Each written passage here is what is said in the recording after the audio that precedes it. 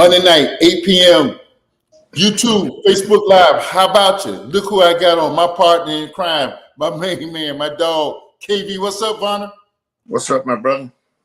You got it. You got it. You got it. Hey, y'all, it's a lot of stuff going on. I've been looking at y'all memes today. Y'all some cold-blooded. Shut your mouth. Yeah, I've been looking at y'all memes in the stands and all of that.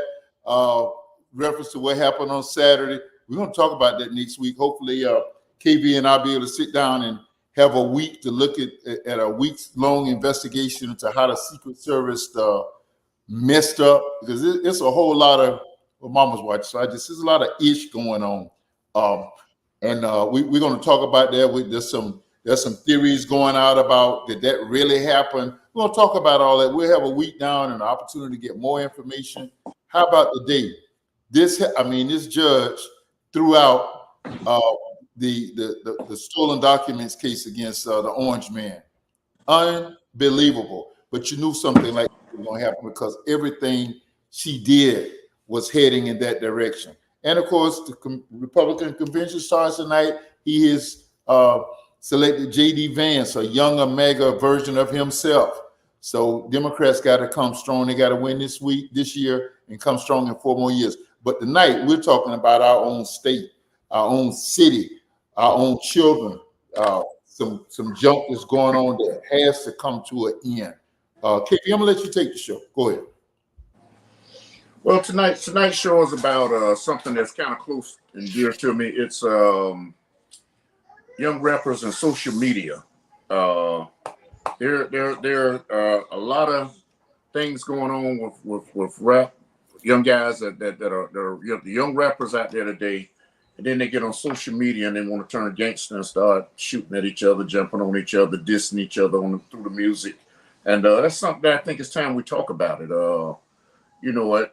Toy, the producer, came up with this idea, and I know a lot of the guys that's involved in the rap game here in Jacksonville. I know a lot of them that's involved in some of the foolishness that's going on through social media. So we decided that we want to do a show on it, and hopefully some of those guys will maybe even chime in and call in and take part in the show. I don't know.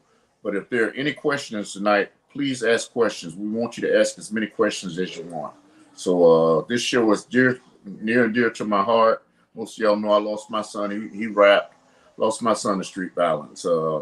One caught up in a whole lot of social media foolishness because he wasn't raised that way. He wasn't raised to get on social media and talk about stuff they do and all that kind of stuff. So he was more of a he'll do it and not talk about it. But this show tonight, hopefully we'll get some good feedback on it, and looking forward to it. Okay. So we're gonna get right into it. But like Kim says, man, use these comment bars. But before you go there, before you start, tag somebody, tag friends, and let them know what's going on tonight. Call friends, let people know. Get in on this conversation tonight. This is a little bit more prevalent in Kim's hometown right now, or my hometown, our hometown, but in Jacksonville, it's a lot more prevalent than down here.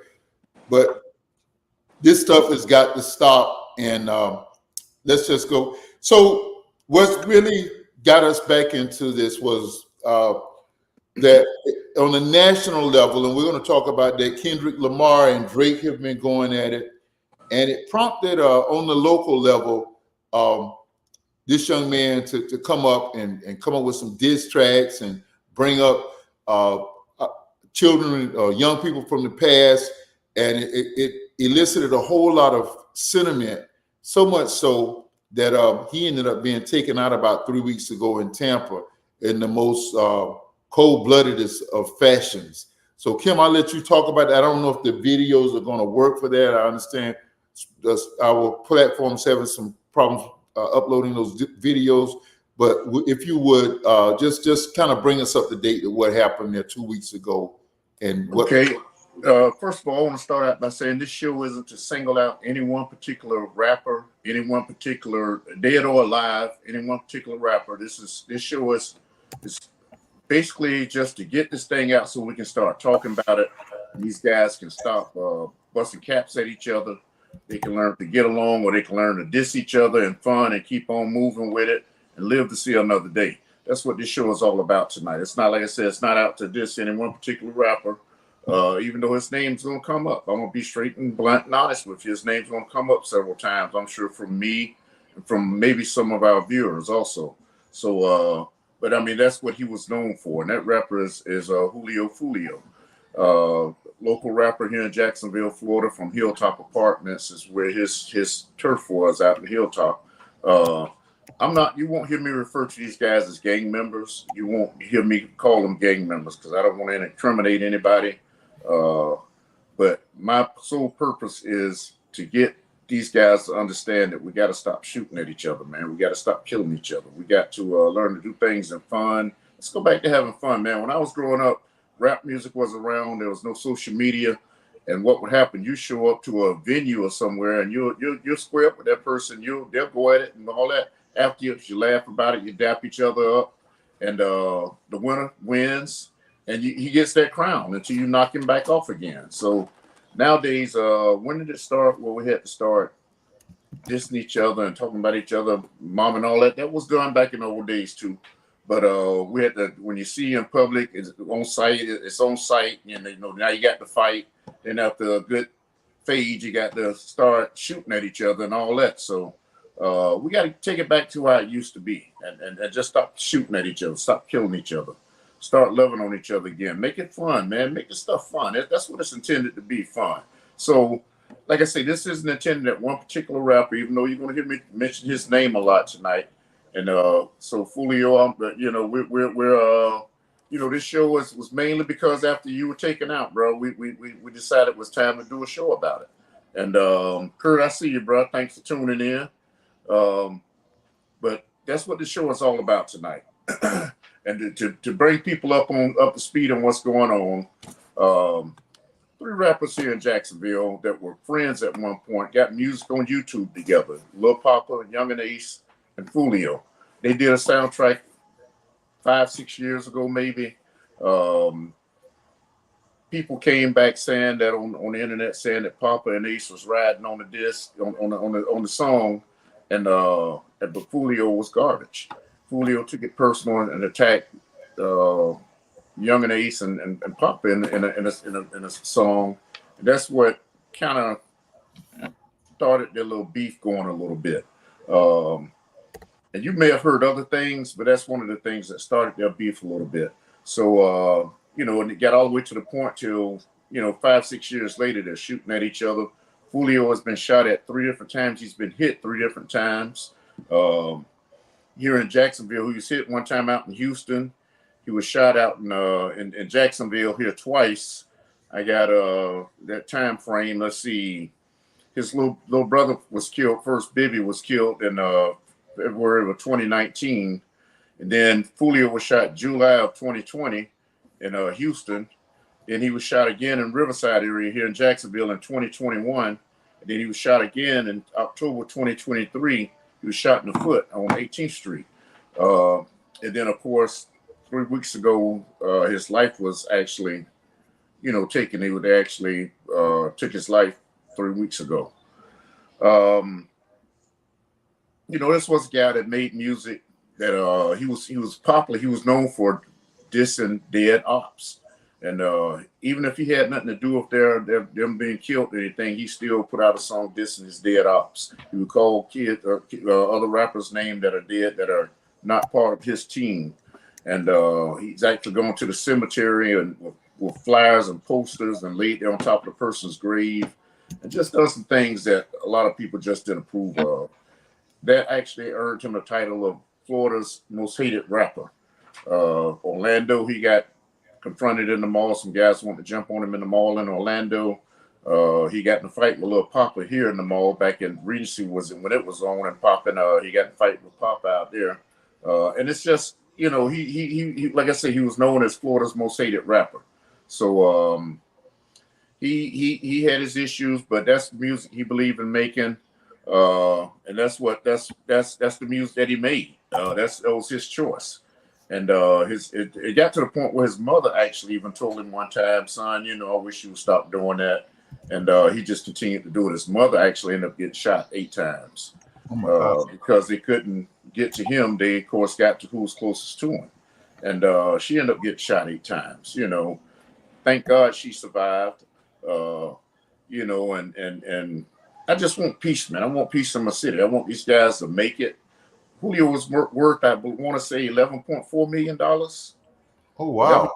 $11 million, and you out the hood, you from the dirt, and you made that, and you making that kind of money, and you still out there doing stuff that you know that's gonna bring harm to you or your family. It's time to put it down, man. Live that lifestyle, you know. It's time to be proud of what you're doing, man. And if he would have switched up and went positive, man, don't tell him what that brother could have been. There's no telling where he could have been. He was gifted. He was a nice rapper. I like his music.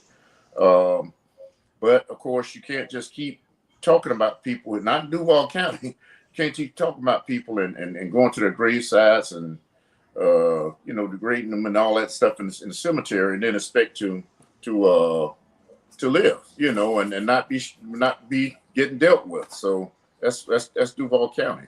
So, Madam Producer, if you have some videos that are available that you can show, if you have some of the ones of him, his rap music, that I will appreciate if you would play those first, and then we'll go into some things that happened after he was shot and killed, and some comments that our sheriff T.K. Waters made here, and some other things happening here. We'll get more into it then.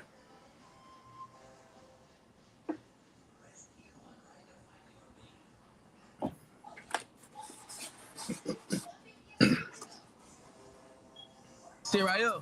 They shot my mama house. They shot this part right here. My mama was in the room. They shot that bitch up. Now this is Young and Ace here. This isn't Julio. This is Young and Ace. This is one of we doubling back though, for real. Come here though. The ATK gang. Investigators say this organization is connected to a string of murders in Jacksonville. There's many names for ATK. Ace's Top Killers is one. 9 people, you know, potentially responsible for the 15 murders that we know of, and who knows what else. Today we're shooting scenes for When I See You, Who I Smoke. Who I Smoke came out of nowhere, went crazy, kind of made it more mainstream to where people who don't even know y'all, they were tapped into it. Did you make them do that? I don't know. I took it too far when they made a song first. Speaking, once the dead get involved, it's already too far. Hi, what is up, everybody? For the past few months, the most talked about song on social media is the Who I Smoke video from Young and Ace. It exposed the mainstream to the deadliest rap feud that's been going on for years, and it's happening in Jacksonville, Florida. Rappers from there are on a completely different wave, hiding the clues to revenge killings inside their music videos, taking the beats from classic pop songs, and trying to rap the most demonic shit over it. Young and Ace and his crew remixed the classic.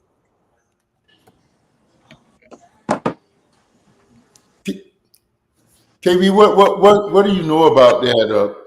You're a little closer to that. What do you know about what they're saying there? Well, what the video you just saw, that was Young and Ace talking about when his mother's house got shot up, how they were in that room, the bullets hit right around the window and all. Young and Ace is Julio's. They're like number one ops with each other. That's who his number one op is Young and Ace. Young and Ace, of course, group is called the ATK, Ace's Top Killers, and I'm not calling anybody gangs. And then of course Julio's was ATK. KTA killed them all. So those were the two groups that were kind of firing back at each other. And it started back when Young and Ace and his brother, they called him 23, was at they went to the Japanese steakhouse Wasabi out in the town center about 5 years ago, and they were leaving the town center. They made a mistake and posted where they were at. And that's just get back to the social media thing. These guys get on the radio, on the social media, and tell where they are, knowing they got people that's looking for them. They got the ops out there that's looking for them, and but they get on the social media and they talk about where they are. And sure enough, when they left there that evening, they were celebrating 23's birthday. When they left there, it was Youngin, 23, and his other brother and another friend was in the car. When they got down by the 295 entrance ramp, their car was shot up. It was 4 of them in the car. 3 of them died. Young and Ace was the only one to live. I think he got shot 8 times or something like that. I know he got shot in his hand, but he lived. The rest of them, his brothers and all of them were killed. Coincidentally, and I'm gonna bring this up because I want to circle back around to it later, but it was 4 of them in the car. 3 of them were killed. 1 lived. And when Julio was killed, there was 4 people in the car. It happened on the 23rd of last month, of this month. It happened on the 23rd of this month. 4 of them were in the car. 3 of them lived, and 1 of them was killed, being Julio. It's coincidental, or however you want to look at that. You look at that how you want to look at it. But anyway, they Young and Ace and his brothers were leaving. They got shot up. Julio immediately went on social media saying that he was responsible for that. Put a song out. Months later, his little brother, Lil Bibby, was shot and killed in Hilltop Apartments, and of course the other group took responsibility for it. They got a song that's a very, very popular song called "Who I Smoke" on YouTube, and they're singing about when he was killed. So these guys will, even if they are or not responsible for it, they get on social media and they talk about it like they are responsible for it. And all they're doing most of the time is just incriminating themselves, man. It's I don't know when we got to that part where you just want to get on there, you want to get so much notoriety that you get on there and incriminate yourself like that.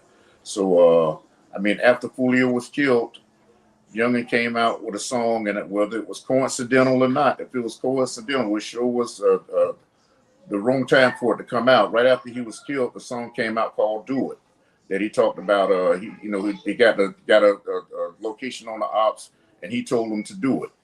There was supposed to be a $50,000 hit out for Julio if he was seen out in public. Somebody $50,000 if they drop him. So. This song is saying "Do It," and there's another song here that came out. I don't remember exactly what that one was called and what the words were, and it'll come to me probably before we're done here. But those songs came out at the wrong time, right when Julio was killed. So if it was done, it was done intentionally. If it was done unintentionally, it just came out at the wrong time. And it's a bad look, when you incriminate yourself like that. So. The sheriff's office here has been following these both groups very close for the last few years, ever since the first shooting out by UNF, and ever since Bibby was killed. They've been following them for a while. So, they have an idea who to watch, and they're watching these guys. They're talking about possibly RICOing some of them, so they can get all of them and round them up in one big batch with the RICO statute. So. If they do that, those guys are going to go away, and they're going to be gone for a while. They'll be gone for a pretty good little while because that's a federal charge. So, I just hate to see these young men with so much talent that's making money. I don't know what Young and Ace's net worth is, but dude can rap. Dude can straight up rap, man. I like his music. And he just I wish he just wouldn't put himself out like that. Maybe now that Julio's gone, he'll have a change of opinion or whatever. Those young men get out and start doing what they're supposed to do and live their life a different lifestyle. That's what I would love me personally, what I would love to see. So can you see Toya is asking a question. Max says he misses R$B. I know that's some kind of symbol for a rapper. And then Toya said, do they reach out to you because we know you walk those areas that they frequent, asking them to put down those guns and appealing them for that better lifestyle that you're speaking to? Do they reach out to you, or is there anything that you see in your communication with them that they want to change, that they are open to change, or that they can change?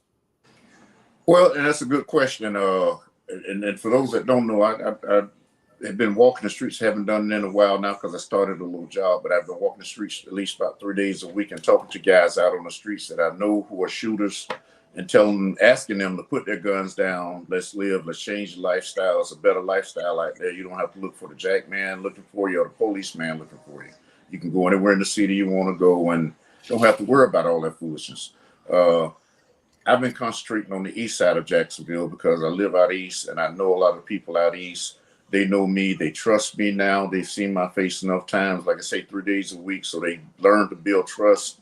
And they know that I seriously got their back. I'm not just out there just trying to be an ex-police officer out there trying to do something to get notoriety. No, I'm doing it for the right reason. I lost my son to violence, so I'm out there doing it for the right reason. I want to see these guys live.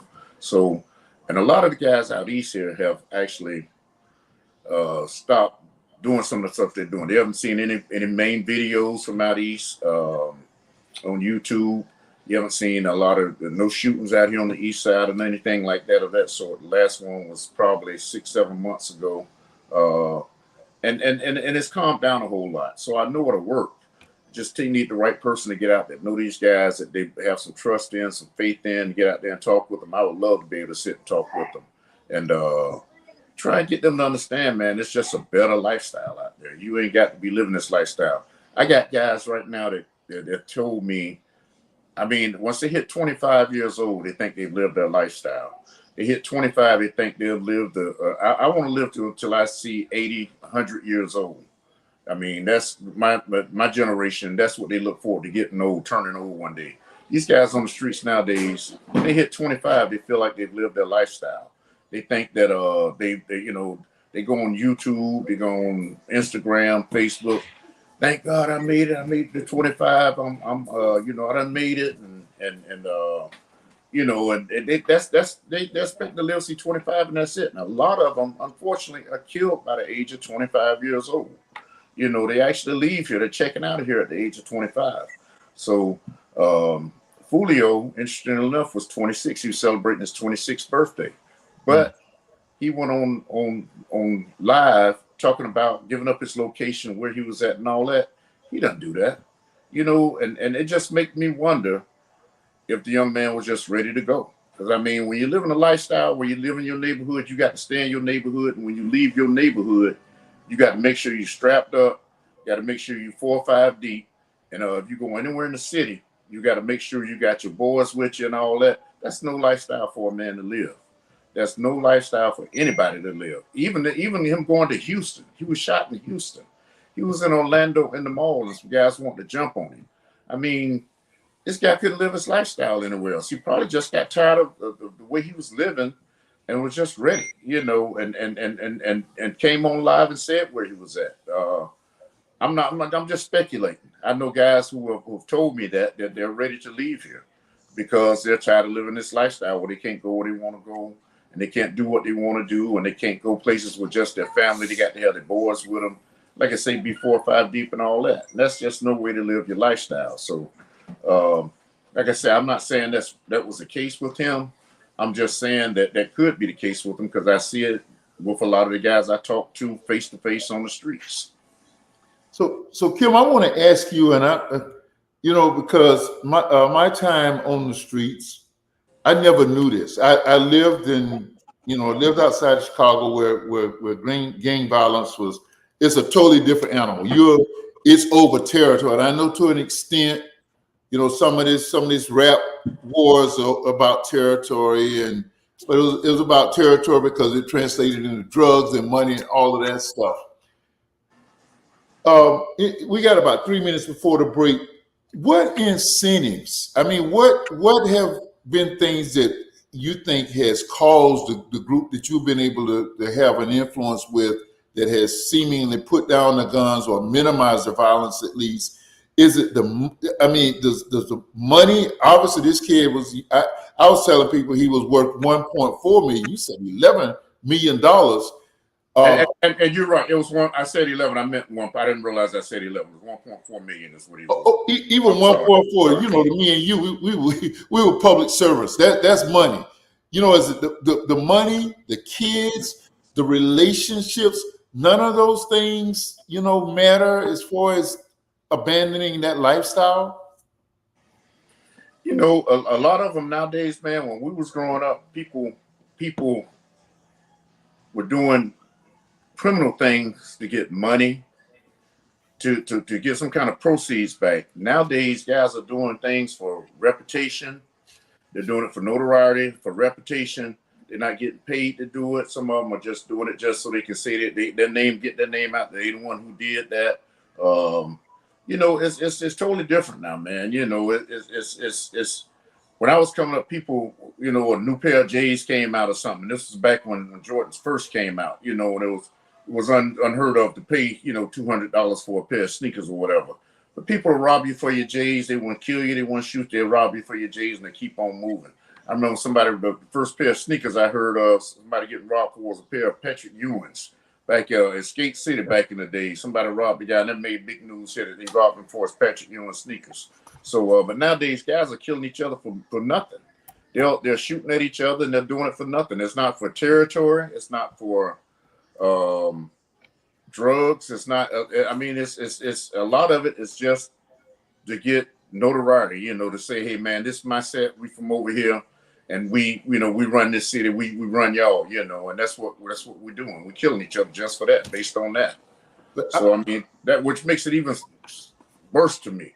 Yeah, I mean, that's what I'm saying. I mean, having your name, you know, having that, we have all, as you said, back in our day, to a much, much lesser extent, everybody, like, you know, a little notoriety or a little rep, you know, stuff like that. But does it mean more than being able to see your kids grow, to being with your kids, to help them to grow up, to raise them, or to be able to make your family secure by earning money? That stuff means more.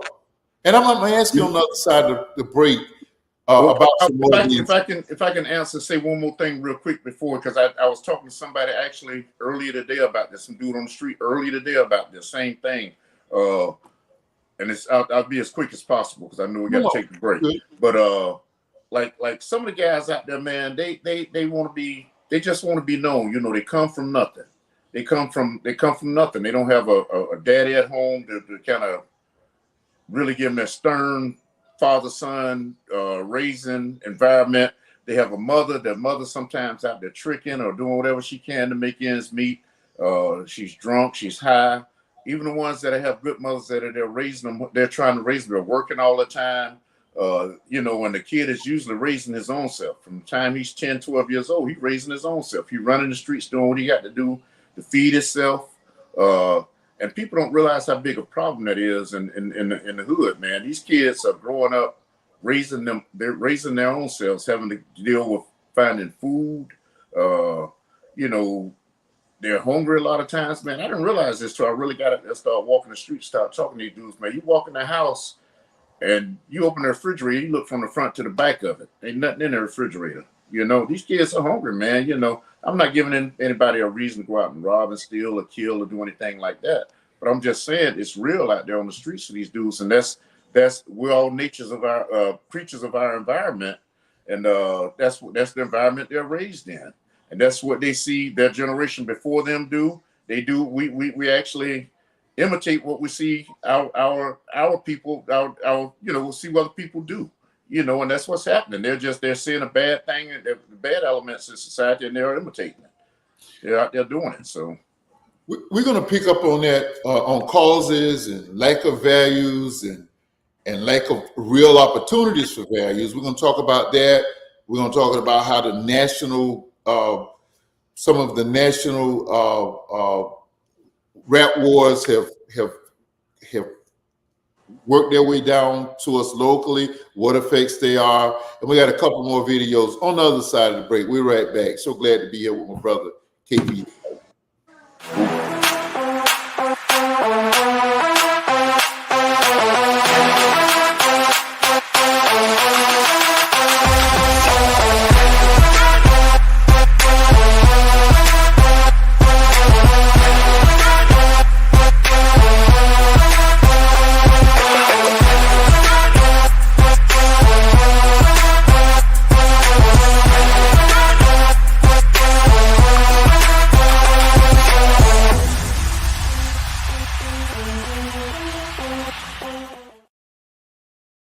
His musical contributions. You got it right there. Financial MoreGoGiggyCreations.com.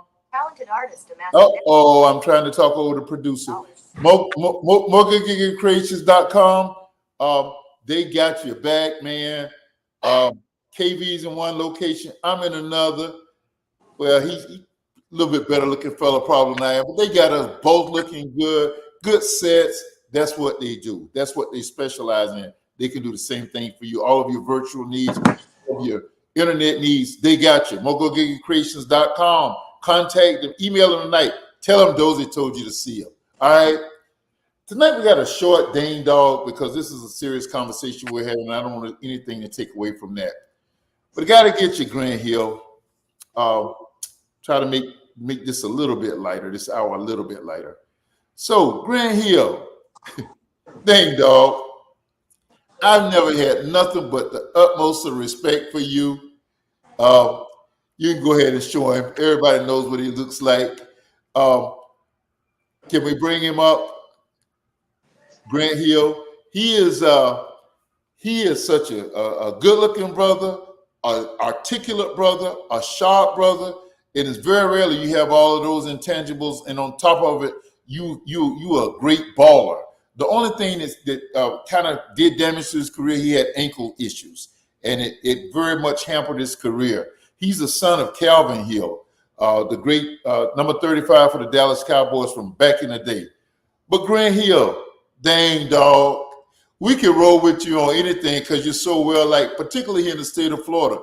Dang dog, we're actually hoping that you are going to be the one to take on one of these clowns, the governorship or a Senate race, and become a politician right here. We know they've been reaching out to you. One party's been reaching out to you to dislodge some of these clowns that are representing us because you have such a sound mind. You're such a sensible brother. You're so intelligent. You're so well-spoken. But dang, dog, you dropped the ball on this Olympic issue. You did a great job with USA basketball. You got great coaches, Steve Kerr, Eric Spoelstra. You put a great team together. You got our own main man, Bam Adebayo from South Florida. You got Jason Tatum and all of those. But when Kawhi Leonard, who probably never should have been on it in the first place because he's not been able to finish out any season of late, he's a dog on the basketball court, but he's just been injured. He couldn't help the Clippers in the recent playoffs. He never should have been on the team. But because he made the team, when you all made the decision in practices that he was not physically fit, dang dog, you replaced him with this Washington guy from the Celtics, a dog on the defensive end, a great role player, a great piece to any championship formula, but you replaced him with him, dang dog. That was mistake number one. But then when Jaylen Brown clapped back about being passed over, you came with the weakest of explanations. You said that it was because he was a better fit. Dang dog, you dropped the ball, Grant. You let us down. You wiped out about 30 years of good reputation with our community by saying he's a great fit. Dang dog, Jaylen Brown only was the Eastern Conference most valuable player. Dang dog, he was only the most valuable players of the NBA finals. I'm not a Celtic fan unless it's Doc Rivers and Kevin Garnett and all of them guys. But dang dog, you killing me. That explanation, a better fit. This man's an MVP. He could fit with anybody, anywhere, on any team. He raised the real issue. Dang dog, did it have anything to do with a Nike endorsement or Nike support? Grant Hill, don't ever let us have to get you in dang dog again. All right, we're back to the dialogue tonight. Kim, you ended by talking about what drives these brothers to make these fatal mistakes. You know, rep, that not having the background. What can we do? How can we clone the Kim Vonners to go to the other sections of Jacksonville and have influence in those areas that can help to freeze that from happening? Do we have that opportunity? Do you have people that you know that will be effective in other areas? Kind of let us. What do you think about that? Well, me personally, I think that anybody can do it. If you know how to, if you're a people person and you see what's going on out here in the streets, you know, you should be able to know how to talk to people and be real with them. That's all that these guys on the streets real recognize real. These dudes on the street are as real as you can get. You're not gonna be able to step to them and BS them with stuff that you're you know, man, I'm here to help you, but you really ain't doing nothing to help them. You got to really be sincere and say, hey man, and that's one reason why I tried to do Jacksonville as a whole. Jacksonville was way too big for me to do as a whole. I had to concentrate on just the east side of town. The east side is I can, because these guys, you got to see them 2 or 3 times a week. They want to see your face to make sure that they know that you're really there for them. Trying to do Jacksonville as a whole, I can see them but once a week.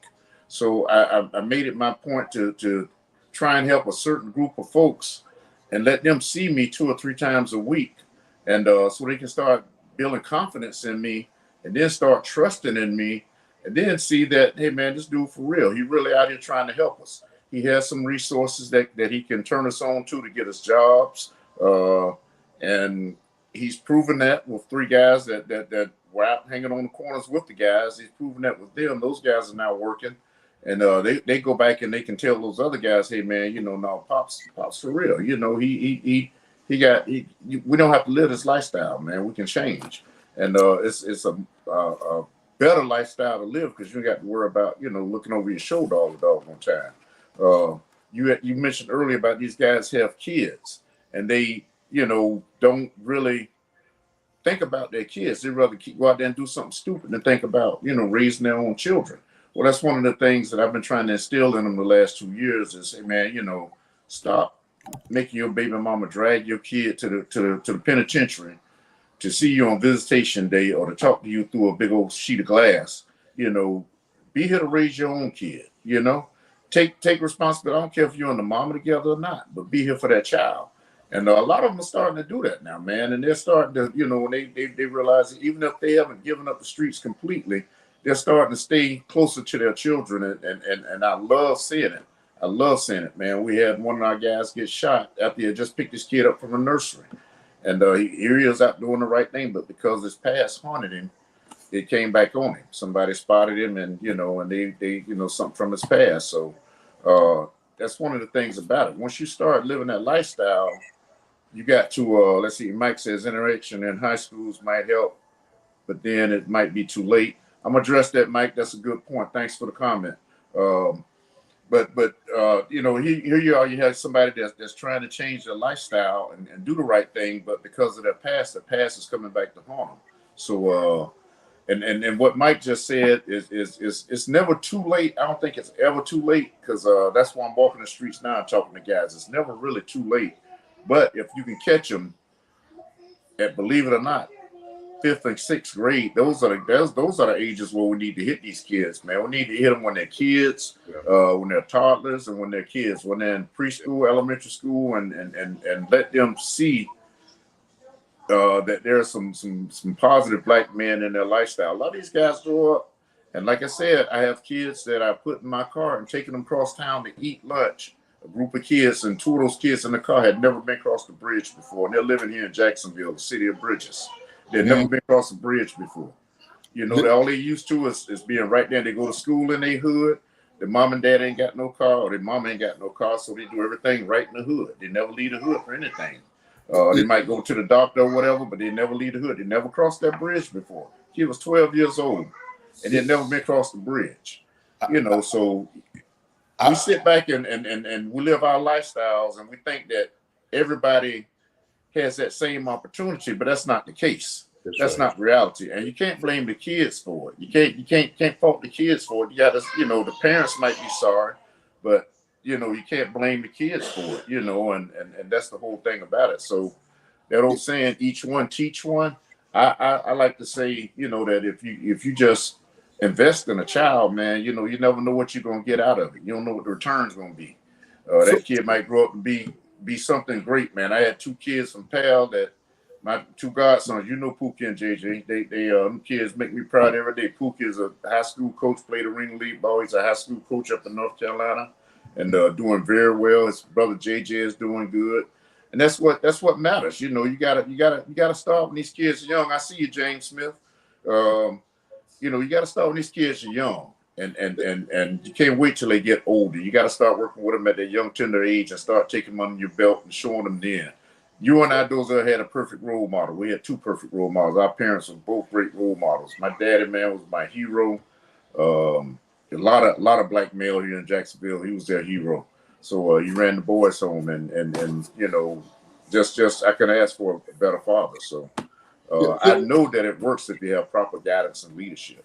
Yeah, so let me tag on to that and thank you. Hey Phyllis, sis, we're so glad to see you on tonight. We know your schedule, and we got Brown tonight. We know he's taking on additional responsibilities. We support him, so we're glad to have the family back together tonight. I want to tag on to what Max said. You know, I retired from the school system, and I've been coaching high school football for this will be 18 years between two schools. And I retired as an elementary school teacher.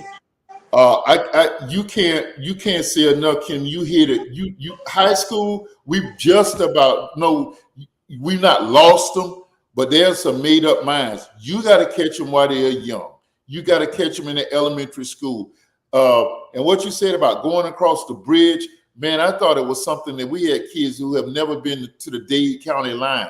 They don't know what Miami looks like. And Miami's got so many opportunities, and I know it's got its, it's ghetto and this and all that, but there's a lot of stuff, great stuff going on in Miami. Palm Beach, one of the most affluent communities in all of America. Many of my kids never understood what it was. Boca Raton, they wouldn't know how, they would think they were in Dubois somewhere to see that. And so we have to expose kids to assist them with better choices. I used to, Kim, you supported me, you assisted me financially. I used to take kids on college spring break tours. Madam Producer is an example. She may have been beyond her elementary years at that point, but we had no HBCUs up in the area. We passed it. We used to go down to Tennessee State 2 or 3 years and expose our kids to that. I did that with these kids, these elementary school. People say, why are you doing that with elementary school? It won't work. Absolutely wrong. Absolutely wrong. Give them a better way and to give them an opportunity to make better choices. I want to ask you this, Kim, before we go into some of these videos. We knew that Tupac and Biggie had rap wars. They were probably the original, real serious rap wars. And when all was said and done, I don't know how genuine this is, but Suge Knight says that was all about marketing. Diddy's camp would say that's all about marketing. I know there were hard feelings involved, but originally it was all about marketing. We've seen it recently with Kendrick Lamar and Drake. How much do you think that weighs into these decisions that these brothers are making on a local level? Well, I can't help but go back to when I was growing up listening to rap music. Like I say, rap been around for a long time. Rappers been dissing each other for a long time. But it was all about fun. They were dissing each other, and they were trying to see who would win the crown for that week, that month, or whatever. And then they might come back at them a second time or whatever. But they dapped each other up, and they walked off, and it was over with. Wasn't no busting at each other the next day and all that kind of stuff. That's what's got to stop. And I get the marketing part of it now because of social media. The marketing is where it gets out of hand. You get on social media, you start saying one thing, then you might take it too far, and you keep going because you're getting a lot of hits. You're getting paid because you're getting those hits, those likes and all, and you keep going and going and going and going. But somewhere somebody got to realize, man, this started because of fun, and we really don't, even if we don't care for each other, we ain't got to be shooting at each other. I know Jay-Z had a song one time, and I don't remember which song it was. Him and Ice Cube. Ice Cube, my favorite rapper, man. Dude, keep it real. He's talking about how they leaving the Grammys and how rappers are leaving the Grammys, busting out of the limo window at each other. How stupid is that? You leaving the Grammys and you busting at each other in a limo, and you busting at another rapper, shooting at them.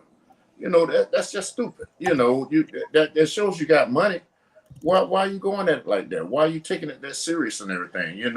Learn to enjoy life. That's what it's all about. Why do we got to be so hard?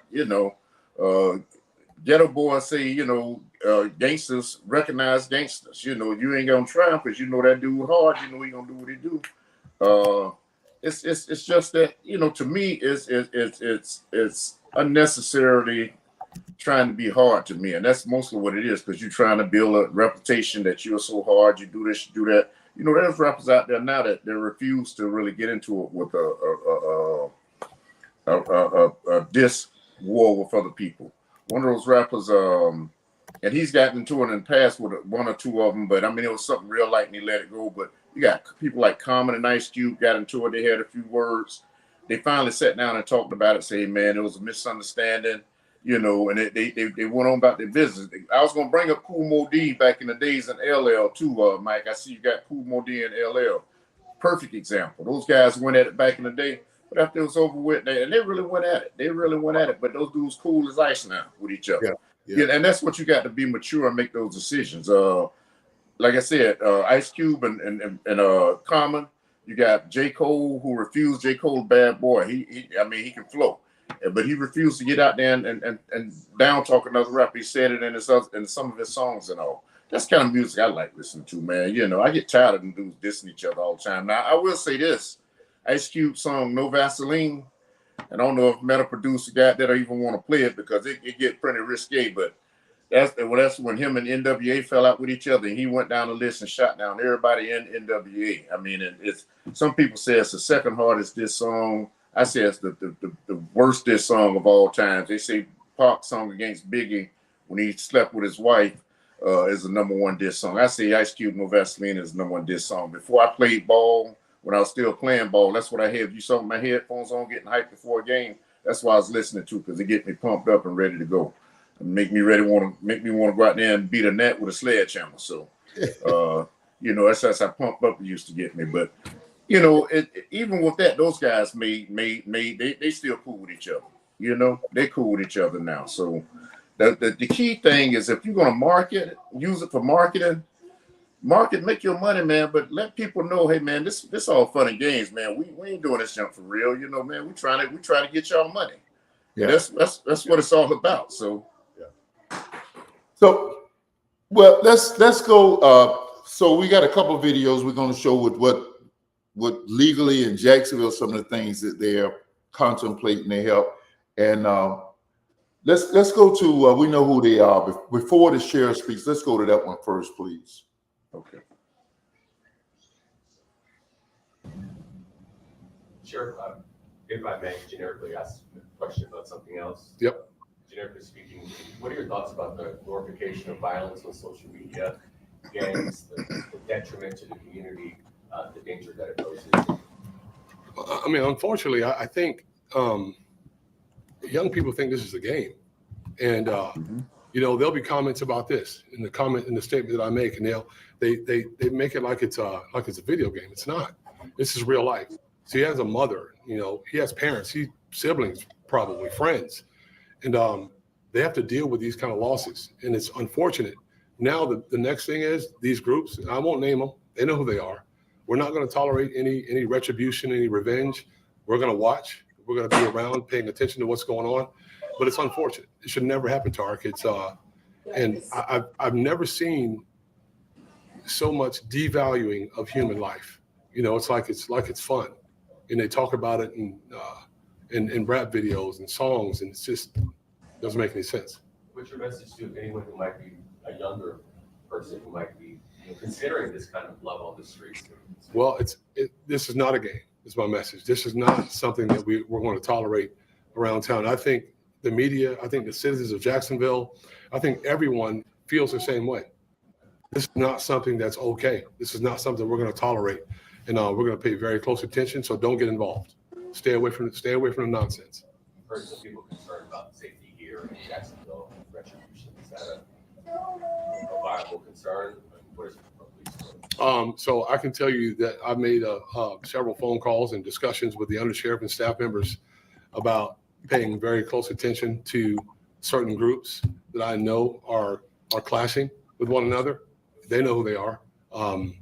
And we are going to pay very close attention to make sure that, you know, we're not going to allow you to just arbitrarily run around and spray bullets into people's houses and cars. And it's just something that we're going to pay very close attention to. And I want the public to be vigilant. Pay attention when you see these things going on. Look, the social media world is called meta for a reason. It's make-believe. It's not real life. Real life is what happened to Fulio yesterday. And that happens, and it should not happen. So we're going to be paying very, very close attention. Man, I agree with everything Sheriff Waters said, man. I know TK personally. He's a good friend of mine, and I agree with what he said. You can't let these guys overrun your city. And that's what's been happening, man, because every time they get out there and shoot up, I know when some of, I won't call their names, but some of the retaliation shootings that's happened because of those two people beefing at each other. You had a little 9-year-old girl get shot, a 17-year-old girl get shot. There's so many different casualties of war that happen as a result of that, because those guys, when they jump out shooting, all they're doing is spraying and praying. They ain't locking in on no one particular person. They just trying to shoot up everything in that area they got running or whatever. They shooting at him. They don't care who's behind. They don't care about backdrops or none of that stuff. So, like the sheriff said, you can't let them come and just override your city like that. You got to protect the public, and he's that's his job to do that. And he's been doing that. I take my hat off to him for it. I agree with what he said, and he's got to do what he got to do to protect the citizens of Jacksonville. Kim, your success, and thank you for sharing, that there had been any shootings in 6 months and all of the killings on your side of town that you have kind of adopted. Well, it's not that you adopted, it's where you live. I guess my question is, and I understand you are quite busy. That's why we don't see you here as much as I like to. But what could you do to recruit a team and some of those other strategic teams to assist them in going over and doing what you're doing on the east side of Jacksonville? A team is really much needed. I used to work with this organization called Cure Violence, and those were guys who were, at one point, a lot of them were convicted felons who would Cure Violence as an organization based out of Chicago, where they hire convicted felons. And the neighborhood that we used to overrun them, now we go back and we try and build them back up again. And as you know, a lot of guys that's out there in the streets, there were the gangsters in the streets, people look up to them. People that's out there doing wrong, they look up to them because of their past. Well, those guys are now coming back and telling people, hey, man, we don't need to do it the way I used to do it. It's a different way of doing things. It's a better way of doing things. So unless I got that group of guys with me, a group of convicted felons, a lot of times, because those guys know the real deal. I guess what I'm getting at is I'm real careful about who I walk the streets with, because some people come out there and they're looking for, the notoriety from it, so they can say, hey, I walk the streets, and they go back, talk to the media and do all that kind of junk. I'm not out there for the media. I'm out there trying to save lives. And if that person don't indicate to me that they're really out there for the right reason, then I don't want them walking with me. Some people come out there and they're and they want to do the right thing. Their heart is in the right place, but they're nervous and they're scared. And when they're talking to these guys on the streets, they pick up on that. Like I say, real recognize real. Those guys pick up on that. And they sense some fear in that person. They think, when they're out there dealing with guys on the streets, man, they want to see somebody who they know going to really be there for them and ain't scared to stand up for them, ain't scared to do this for them or whatever. That's why I say a lot of times convicted felons are right for this position of going out there talking to those guys and all, because they've been there. They know what it's like to be on that street corner. It's a challenge for me, man. I enjoy doing it. You've heard some of my stories before about the guys who, I went up there and said, man, why y'all standing up there with these guns on your side? And they really had guns on them, and they ended up giving me those guns because they trusted me. And I actually turned those guns into the property room. At the time, I had a standing deal with the then Sheriff Mike Williams that if I took guns off the streets, he would let me turn them in to the beat officer, and that officer take them with no questions asked. And just to get those guns off the streets. Wow. And and that kind of stuff, man, when you got guys on the street that's giving up their guns to you, that's they believe in you. They trust you. I said, man, let me find you a job. One of the guys, I did find him a job. The other guy, his record is so jacked up, it's hard trying to place him at the same place. So with a good job. So, but that's the goal. And I ain't gave up on him. I'm still looking. I ain't gave up on him. He know I ain't gave up on him because I maintain contact with him. I see him when I'm on the streets, and I maintain contact with him. I hit him up, he hit me up. Hey, man, Pops, well, I'm just checking, man, see if you found anything yet. bro, not yet. Keep your head up. It's coming. It's coming. I promise you, it's coming. You know. So these guys once they got to see somebody that's real, man, out there on the streets, and that's I'm real cautious about who I had a guy walk the streets with me one day, and when he showed up, dude had his shirt tail tucked in. He had on some. He just wasn't dressed the role to look like he fit in on the streets. I said, bro, we're finna walk the streets, man. I need to pull that shirt tail out and just relax a little bit, man. Those guys just on your appearance alone, they're not gonna really give in to you. And and so he took all that out, but when we got out there, he just held a dialogue and all that kind of stuff. You got to know the dialogue, you got to know how to talk to people, got to know the way to talk to them. It's a different dialect when you're talking to street dudes and you're talking to somebody that's educated. I'm not saying that street dudes ain't educated. A lot of them are educated, but I'm just, you know what I'm saying. You got to know how to talk to these guys, man. You got to be able to relate to them, and they got to be able to relate back to you. And that's the type of person who I want to walk the streets with. I enjoy doing it by myself because they know me, they trust me, they know I ain't finna bring nobody to them that shouldn't be there. Tori says it's realistic for them to do well if they try to stop the lifestyle but still live in the same city or town. Do they need to move from their surroundings? And that's a great question, Tori. Great question, Madam Producer. A lot of them do need to change the environment that they're in, and not from one side of the city to the other side of the city. Move to a different city. Yeah. And when you got to get out there, you got to make it for yourself, and you try to do the right thing. Sometimes you got to leave that bad influence of people behind because they're going to draw you right back into it. They're not ready to change their lifestyle yet, so they're going to draw you right back into it. Great question, Troy. A lot of times you do have to leave your city to go other places and start your lifestyle over. And you may be able to return later once you get it seriously in your mind. I've had guys say, man, I got to get out of town because if I stay here, I'm going to keep doing what I'm doing. They're my boys. You understand? I grew up with them dudes. We and the loyalty amongst these guys is so real. Some of those guys that were friends with Dozie growing up, my son who was killed, those guys make sure that they Christmas time, his kids got toys coming from them. They make sure that they see them some days on the first day of school and all that. They they make sure that they watch out for them. And the loyalty, that's just loyalty, man. Dozie been gone 8 years now, and those guys are still looking out for his kids. So the loyalty is there. There's so much loyalty amongst them that it's unreal. So in order to stop doing what they were doing there with those guys, sometimes they have to leave the city. Troy also asked in the chat room about the crime in the city after Fulio was killed. Well, the influx of crime was going to turn up in Jacksonville? Like everybody said, man, it's going to get crazy in Jacksonville now. They'll kill Fulio. I said from the day of this killing, no, that wasn't going to happen. Several people have said that. Like I said, it was 3 attempts on his life already where he was actually shot. This is something that a lot of people have been waiting to happen. This is very unfortunate. I don't mean to say this about a young man because this is somebody's son. And I get it because I lost my son. I get what you're talking about. I get what I'm saying, but this is somebody's son who was out there desecrating other people's graves and doing all kind of just evil stuff. He talked about how his grandmother used to do voodoo and all that kind of stuff, but he did some evil things. And a lot of people were glad to see him leave here. And because of that, we haven't had a influence of violence in the city since he was killed. So, like I said, a lot of people was unfortunately for me to have to say this, but a lot of people was happy to see him leave here. So the city didn't turn up. And I don't think it's been 3 weeks now. I don't think it's planning on turning up. Everybody knows who is the number one, how should I say it, person suspected of putting a hit on him. Everybody know that. And I just hope that dude, man, just stay where he is and stay safe, so we won't have any more killings. Well, we got to get you out, man. I know you have other involved engagements tonight. We got to get you out. This has just been awesome. We're going to let you close the show with a segment that you began, and it's called As I See It.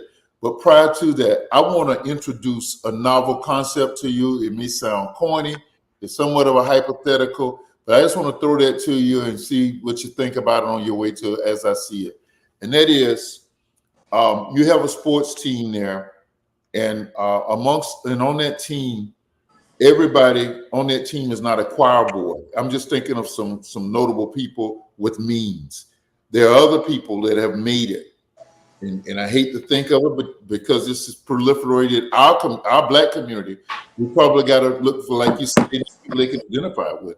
We need to find some black celebrities who have come up the rough side of the mountain and get them to adopt a hood and recruit a team.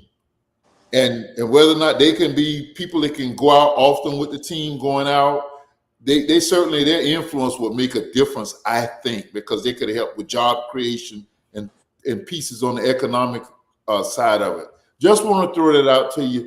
Hey man, thanks for joining in tonight. Look to see you next week. We're going to pick up on this event that happened on last Saturday. Go ahead and finish this out, Vaughn. Well, you know, I got some comments about that already. Man, you already been talking about what happened last Saturday. I'm gonna hold my comments for that show. But as I see it, reference the show that we just finished, I just want to see us live and enjoy life, man. That's all. It's I looked up Young and Ace net worth $5 million. Papa net worth $5 million. Fulio was 1.4 million. You know, these guys making money, man. They making good money. Papa signed with Yo Gotti right now. He originally signed with I think it was Interscope, but he's with Yo Gotti right now. These guys are making money. They're getting paid, man. You know, focus on that and you know, being positive and being good examples. Papa actually put a song out about Fulio where he talks about, hey, bro, I'm sorry to see you had to go and all that kind of stuff. He didn't put out anything negative about him leaving, and even though they had beef and all that in the past. So that's the kind of mature stuff I like to see these guys do, man. Especially, you know, if you're gonna go at each other, but realize that it's just music. Social media is really up the ante on that kind of stuff, because they get on social media now. Not only just people here in Jacksonville see it, but people all around the West Coast can see it. And you know, it's, man, these dudes really going at it. They doing this, they doing that. So, you know, it's the way I see it. If you're gonna beef with somebody, man, beef. But at the end of the day, let's sit down at the table together and count your money together. You know, everybody can eat, and I just want to see them all eat. That's all I'm saying. Dialogue with Dozie. You heard it from the man himself, KV. Next week, we're going to be talking about what happened on Saturday. We're going to talk about Secret Service failures, and we're going to look at some of the conspiracy theories. Thanks for joining us tonight, James, Mac. Good seeing you, fellas. Thank you, Madam Producer. Dialogue with Dozie. We out. Thank y'all.